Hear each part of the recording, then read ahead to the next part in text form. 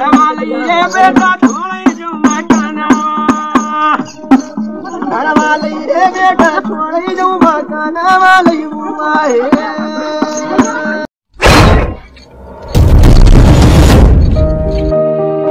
बेटे की चाहत ने सब कुछ गंवा दिया, जो अपना था उसे भी भुला दिया। जब आई खबर उसके खोने की, कसम खुदा की, सर से पांव तक जमी को हिला दिया। अब नमस्कार, मैं हूं सत्यानंद स्वामी और आप देख रहे हैं सत्या एक्सप्रेस। दोस्तों, अक्सर आप लोगों ने ऐसी ऐसी घटनाएं देखी होंगी जहां छोटे छोटे मासूम बच्चों को जब घर पे कोई नहीं होता है तो साधु संत आते हैं, उसे गोद में उठाकर चुरा कर लेकर चले जाते हैं। आपने ऐसी बहुत सारी कहानियां सुनी होंगी। पहले बच्चा चोर की कहानी आपने बहुत सोशल मीडिया पे सुनी और जानी होगी, लेकिन एक ऐसी कहानी जो बेटा खो जाने के बाद 11 लाख की फिरौती मांगी जाती है और साथ ही यह कहा जाता है कि बेटे को भेज दिया जाएगा, लेकिन सबसे पहले पैसा भेजो। लेकिन धीरे धीरे पैसा चुकाने की बात कहकर बाप कहता है मेरे बेटे को पहले भेज दो, हम धीरे धीरे करके पैसा चुका देंगे। लेकिन आज के जमाने में कैसे कोई किसी पर विश्वास करे। पैसा लूटने के बहुत सारे लोग अलग अलग तरीके अपना रहे हैं। कभी साधु बनकर पैसा लूटने का प्रयास करते हैं, तो कभी हैकर बनके, कभी कुछ ऐसा बन करके आपके सामने आने का प्रयास करेंगे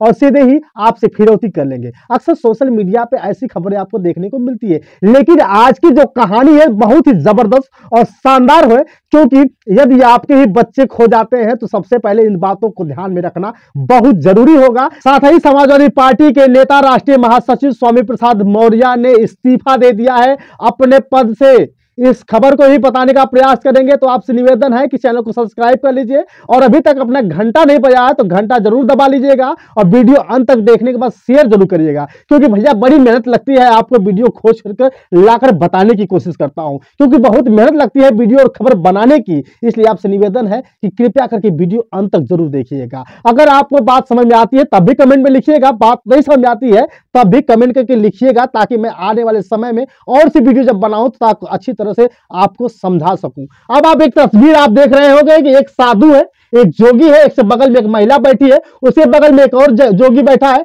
बहुत सारे लोग बैठे हैं। लेकिन कहीं ना कहीं ये साफ जाहिर हो रहा है कि ये साधु, ये जोगी नहीं बल्कि ठग है।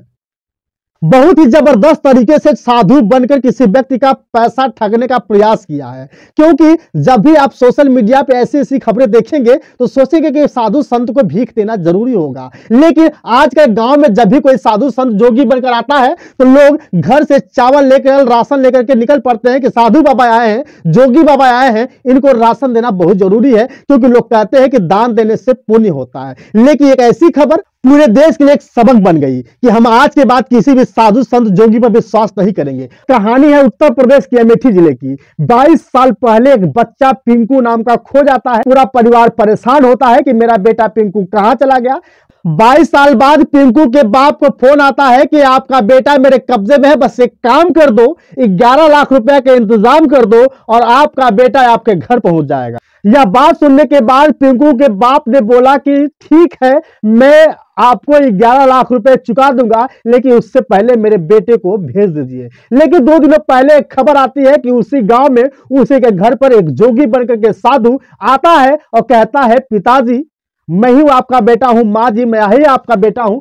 गीत गुनगुनाने लगता है, गाना गाने लगता है, सभी लोग भीड़ इकट्ठा कर लेते हैं। पता चलता है कि पिंकू अब 22 साल बाद लौट कर वापस आ गया। लेकिन धीरे धीरे पोल खुलनी जब शुरू हुई तो पता चला ये जोगी पिंकू नहीं बल्कि नफीस है। यह पैसा ऐंठने की पूरी प्लानिंग करने के साथ साथ घर को तबाह करने के लिए आए थे और ऐसा कई बार इन लोगों का मामला देखा गया है। आप देख लीजिए, इस साधु की तस्वीर हम आपको दिखाने का प्रयास करेंगे। जिस तरह से आप देख रहे हैं कि ये जोगी है और अपने हाथों में खजरी लिए हुए है और एक साथ में और जोगी है। आपको जाहिर हो रहा होगा कि सच में कोई संत महात्मा आया होगा, गीत बजाते हुए आया होगा और इस परिवार को कुछ अपना दर्द सुना रहा होगा। ये जोगी पिंकू नहीं बल्कि ये नफीस एक मुस्लिम का बेटा है।